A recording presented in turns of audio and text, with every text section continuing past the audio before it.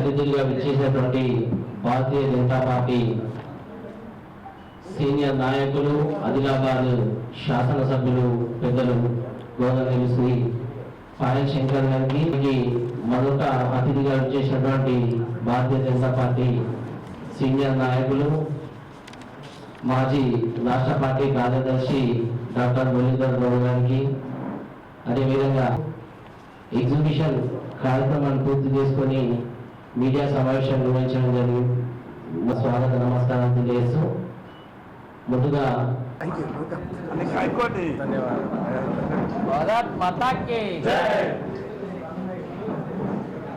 అతిథి పెద్దలు సీనియర్ నాయకులు డాక్టర్ మురళీధర్ గౌడ్ గారు, అదేవిధంగా వారి పక్కన భారతీయ జనతా పార్టీ జిల్లా ప్రధాన కార్యదర్శి పుతంకర్ లక్ష్మణ గారు, పత్రికా మిత్రులందరికీ పేరు పేరున నా యొక్క నమస్కారాలు. 11 సంవత్సరాలు నరేంద్ర మోడీ గారి పరిపాలన పూర్తి చేసుకున్నటువంటి సందర్భంలో కేంద్ర ప్రభుత్వం తెలంగాణ రాష్ట్రానికి ఏ రకంగా సాయం చేసింది, అదేవిధంగా ఈ 11 సంవత్సరాలలో భారతదేశం యొక్క స్థాయిని ప్రపంచానికి నాయకత్వం వహించే దిశగా భారతదేశం ప్రయాణం చేస్తున్నటువంటి సందర్భాన్ని, ఈ విషయాలను కూడా పత్రికా మిత్రులతో పంచుకోవాలన్న ఆలోచనతో ఈ యొక్క పత్రికా సమావేశాన్ని ఏర్పాటు చేయడం జరిగింది. ఈ మధ్యన కాంగ్రెస్ పార్టీ నాయకులు మాట్లాడుతున్నటువంటి తీరు చూస్తే ఇక భవిష్యత్తు అనేది కాంగ్రెస్ పార్టీ వాళ్ళకి కనిపిస్తలేదు. భవిష్యత్తు మనిషికి కనిపించినప్పుడు వాళ్ళు మాట్లాడేటటువంటి మాటలు చాలా విచిత్రంగా ఉంటాయి. ప్రపంచంలో భారతదేశం ఆర్థికంగా 11వ స్థానంలో ఉన్నటువంటి భారతదేశాన్ని నరేంద్ర మోడీ గారి నాయకత్వంలో ఈరోజు 4వ స్థానానికి వచ్చింది. ఇది మామూలు విషయం కాదు. 11వ స్థానంలో ఉన్నటువంటి ఆర్థిక స్థితి ఈరోజు 4వ స్థానానికి రావడమే కాకుండా తొందరలోనే 3వ స్థానాన్ని కూడా ఆక్రమించబోతాం. మొన్ననే జరిగింది ఆపరేషన్ సింధు. రకరకాలుగా మాటలు మాట్లాడింది. మన రక్షణ వ్యవస్థ మీద కూడా కాంగ్రెస్ పార్టీ అనుమానాలు వ్యక్తం చేసింది. దేశ భద్రతకు సంబంధించిన విషయాన్ని రాజకీయాలు చేయాలనే ప్రయత్నం చేసింది. అయినా నరేంద్ర మోడీ గారు ఎక్కడ కూడా ఆ విషయాలకు తావివ్వకుండా ఈ దేశంలో ప్రతిపక్ష పార్టీ నాయకులు మాట్లాడుతున్నటువంటి మాటలు ప్రజలే అసలు వీళ్ళు రాజకీయ పార్టీ నాయకుల లేదా దేశద్రోహులు అనే విధంగా కాంగ్రెస్ పార్టీ సోషల్ మీడియాలో మాట్లాడినటువంటి సందర్భాలు మనమంతా కూడా చూస్తాం. మన ఆపరేషన్ సింధూర్లో మన రక్షణ వ్యవస్థ ఎంత గొప్పగా ఉందో, రక్షణ వ్యవస్థ ఎంత గొప్పగా పనిచేసిందో ఈరోజు ప్రపంచ దేశాలకు తెలిసింది.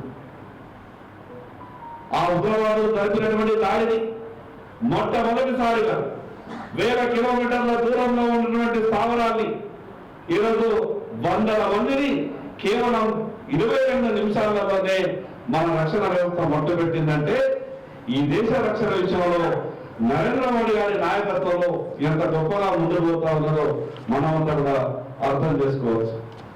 అదేవిధంగా ఈ 11 సంవత్సరాలలో తెలంగాణ రాష్ట్రానికి 10,56,000 కోట్ల రూపాయలు ఈరోజు కేంద్ర ప్రభుత్వం నుంచి గొప్పగా తెలంగాణ రాష్ట్రానికి సాయం ఉంది. గతంలో 10 సంవత్సరాల పాలనలో కానీ ఈ సంవత్సర పాలనలో కానీ ఈ తెలంగాణ రాష్ట్రంలో కేంద్ర ప్రభుత్వం నుంచి అత్యధిక నిధులు వచ్చింది. ఈ రోజు కూడా ఈ రాష్ట్రంలో అభివృద్ధి కార్యక్రమాలు జరుగుతున్నాయి అంటే కేంద్ర ప్రభుత్వం ఇచ్చినటువంటి నిధుల ద్వారానే ఎన్నో అభివృద్ధి కార్యక్రమాలు ఈ రాష్ట్రంలో జరుగుతున్నాయి. అది గ్రామీణ ప్రాంతం కావచ్చు, పట్టణ ప్రాంతం కావచ్చు, ప్రాంతం ఏదైనా సరే ఈరోజు కేంద్ర ప్రభుత్వం ఇచ్చినటువంటి నిధులతోనే ఈ రాష్ట్రంలో అనేక అభివృద్ధి కార్యక్రమాలు జరుగుతాయి. నరేంద్ర మోడీ గారి ఆలోచన విధానం చాలా గొప్పది. ఏ రాష్ట్రంలో ఏ రాజకీయ పార్టీ ప్రభుత్వంలో ఉన్నది అనేది ఏ రోజు కూడా నరేంద్ర మోడీ గారు చూడలేదు. గతంలో తెలంగాణ రాష్ట్రాన్ని టీఆర్ఎస్ పార్టీ పరిపాలించినప్పుడు కూడా దాదాపు 9 లక్షల కోట్ల రూపాయలు ఇచ్చింది. ఈ రోజు కాంగ్రెస్ పార్టీ ఈ రాష్ట్రంలో అధికారంలోకి వచ్చిన తర్వాత కూడా 1,56,000 కోట్ల రూపాయలు ఈ సంవత్సరాల కాలంలో కేంద్ర ప్రభుత్వం ఈ రాష్ట్రానికి సాయం చేసింది. కానీ కన్నుడు చూడలేనటువంటి కబోదులైన కాంగ్రెస్ పార్టీ నాయకులు ప్రతి విషయాన్ని రాజకీయం చేయాలని మాట్లాడతారు, ప్రతి అంశాన్ని రాజకీయంతోనే ముడిపెడతారు. చివరికి మన ఆపరేషన్ సింధూర్ని కూడా దేశ భద్రత విషయంలో కూడా రాజకీయం చేయాలని మాట్లాడేటటువంటి ప్రయత్నం చేసేది. మిత్రులారా, ఒక్కసారి మనమంతా కూడా ఆలోచించాలి. భారతదేశం యొక్క అస్తిత్వం విలువ ఒకరోజు భారతదేశం దేయి అని కాంగ్రెస్ పార్టీ నాయకత్వంలో అనేక సందర్భాలు మనం చూసినాం. కానీ రష్యా ఉక్రెయిన్ యుద్ధం సమయంలో లక్షలాది మంది దేశ ప్రజలు ఆ దేశాలలో ఉంటే నా దేశ ప్రజల భద్రత నాకు ముఖ్యం, మీరు యుద్ధాన్ని రోజుకు ఇన్ని గంటలు ఆపాల్సిందే, నా దేశ ప్రజలు ఎయిర్పోర్ట్లలో ఉన్నారు, పలానా ఎయిర్పోర్ట్ నుంచి ఇన్ని వేల మంది ప్రయాణం చేయడానికి సిద్ధంగా ఉన్నారు కాబట్టి ఇన్ని గంటలు ఈ యుద్ధాన్ని ఆపాలని రెండు దేశాలకు అడిగితే అన్ని గంటలు రష్యా ఉక్రెయిన్ దేశాలు యుద్ధాన్ని ఆపిన సందర్భాన్ని మనం చూసినాం. పరిస్థితి చూసినటువంటి పక్క దేశాలైనటువంటి కొన్ని దేశాల ప్రజలు భారతదేశం యొక్క జెండాను చేతిలో పట్టుకుంటేనే మనకు రక్షణ అని త్రివర్ణ పతాకాన్ని చేతులు పట్టుకొని ఎన్నో దేశాల ప్రజలు వాళ్ళ దేశాలకు వెళ్ళిపోయేటటువంటి పరిస్థితి అది కేవలం ఒక నరేంద్ర మోడీ గారి నాయకత్వంలోనే సాధ్యమైంది. ప్రపంచ దేశాలన్నీ కూడా ఈరోజు నరేంద్ర మోడీ గారిని కొనియాడుతూ ఉన్నాయి.